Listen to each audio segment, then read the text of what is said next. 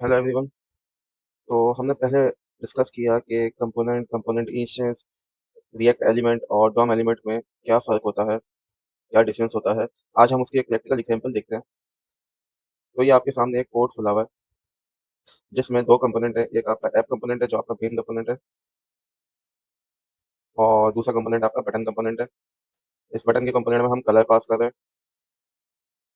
अब ये बटन का कंपोनेंट जब इस तरीके से हम यूज़ करेंगे तो हम बेसिकली एक कंपोनेंट इंस्टेंस बना रहे हैं। हम इस बटन के कंपोनेंट का एक इंस्टेंस बना रहे हैं।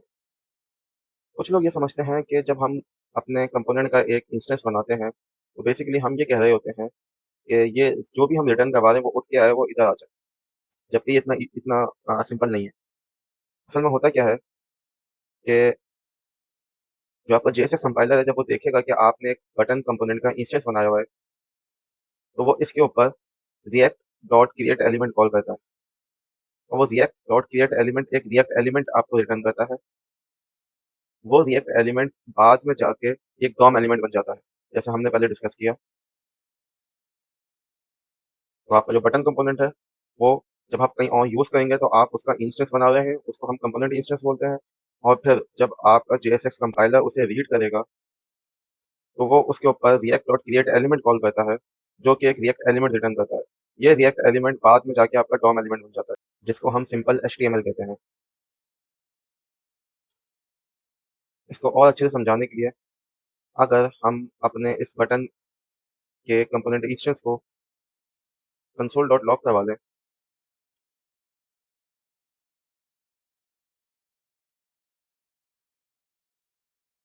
तो आपके पास आउटपुट में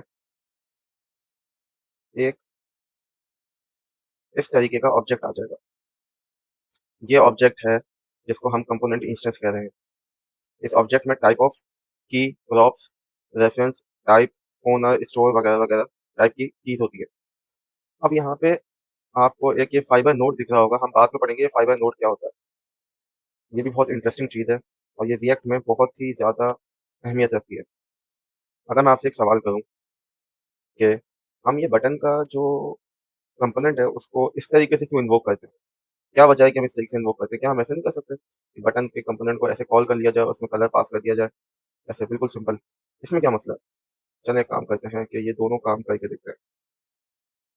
एक हमने इस तरीके से कर दिया है और एक हमने इस तरीके से कर दिया। पेज रिफ्रेश कर लेते हैं और हमारे पास दोनों कंपोनेंट के इंस्टेंस लॉग हो गए। दोनों में ज़्यादा कुछ फ़र्क नहीं है। तो इसमें मसला क्या है? हम ऐसे भी तो अपने कंपोनेंट के इंस्टेंस बना सकते हैं कि हम उसे डायरेक्ट कॉल कर दें।